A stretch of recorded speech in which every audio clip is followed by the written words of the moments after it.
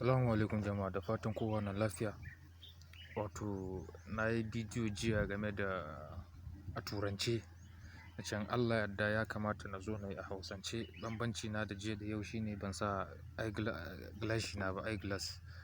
Wato abin da na tattauna a jiya a dunƙule, na tattauna ne akan na ji wata harsashe a kafan yaɗa labarai ko kuma yanar gizo. Wani bawan Allah ya yi magana cewa, amma ban san tabbacin maganan ba, cewa gwamnonin Arewa sun haɗa kai sun kawo shawara ga shugaban ƙasa Bola Ahmed Tinubu da cewa to a farfaɗo da aikin wato Baro Port. Idan dai hakan da gaske ne, to lallai arewacin Najeriya ta fara dawowa a hankali, sun fara dawowa a hankali. Amma idan kuma ba haka ba ne, to ya kamata su ɗau wannan shawara. Domin wannan shawara ne mai kyau aka ba su. Kuma idan suka yi aiki da shi, to sun nuna mana cewa ba kansu suka sani ba, lallai al'umma ne ke zuciyarsu. Amma idan ba su yi aiki da shi ba, kuma maganan VAT ne kawai a cikin lamarinsu, shine damuwansu, lallai kam ya nuna mana cewa ba mutane ba ne a gabansu. Kansu kawai suka sani, yaya kuɗi zai ta shigowa kuma ana almubazzaranci da kuɗi da kuma almundahana da shi. Wato wannan saƙo ne gadan-gadan zuwa ga gwamnonin Arewa. Saƙo ne kaman kibiya ne mai baki biyu. Kibiya ne mai baki biyu. Baki na farko saƙo zuwa ga gwamnonin Arewa da kuma shugabannin Arewa. Saƙo na biyu shine saƙon wato wayar da kai zuwa ga matasan Arewa, musamman matasan Arewa. Wato wannan Port Baro, matatan ruwa, wannan matatar ruwa ɗinnan da ke Baro a cikin jihar Niger State, Arewa maso tsakiya, Arewa ta tsakiya. Kamar yadda jiragen ruwa ke sauka a Lagos da Port Harcourt, ya kamata mu ma Arewa mu samu. Domin menene? A samu stability. Kar mu manta a lokacin da Tinubu ya hau, ya yi decentralizing Central Bank. An ɗan mai da wani department, wani kaso na Central Bank zuwa Lagos. Kuma factually hakan ya dace, domin department an ga cewa Lagos tana da sauran gine-gine da sauransu. To haka nan factually mun gane ku.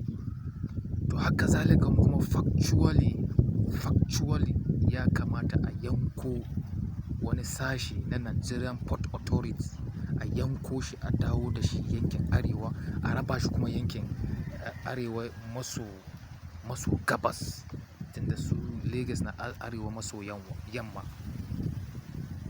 Matasa ya kamata ku farka fa, ya kamata mu farka. Ya kamata, zamani ya fara canzawa kuma mu ake kira da leaders of tomorrow. Ya kamata mu fitar da ideas namu da zai piloting wannan ƙasan, yanda wannan ƙasan alkhairin wannan ƙasan za ta shafi kowa. Idan ba ka da kishin ƙasanka, ka san cewa kai gara ne, gara lamba ɗaya. Ya kamata mu girma, mu wuce wannan fannin nan, mu zo muna yaba 'yan siyasa a yanar gizo. Mun gan sun wuce, mu ta bin su a baya kamar garori.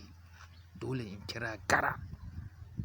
Domin harkan ka je kana bin su a baya, ai maganan bauta kenan. Ba neme ka a baka 'yanci ba.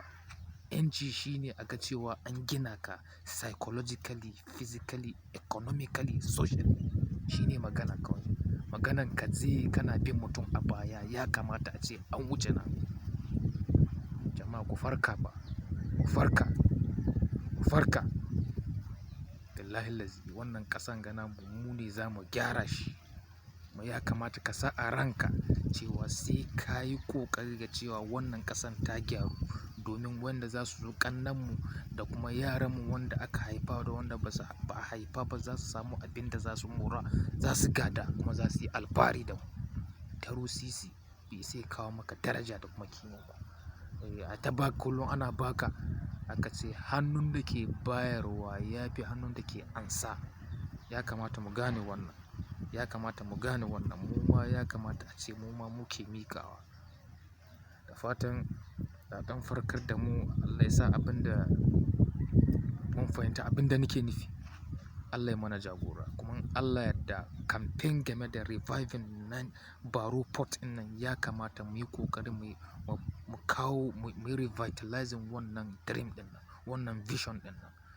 Allah ya yarda ya kamata mu fito mu ba da wannan proposal ɗin nan. Niger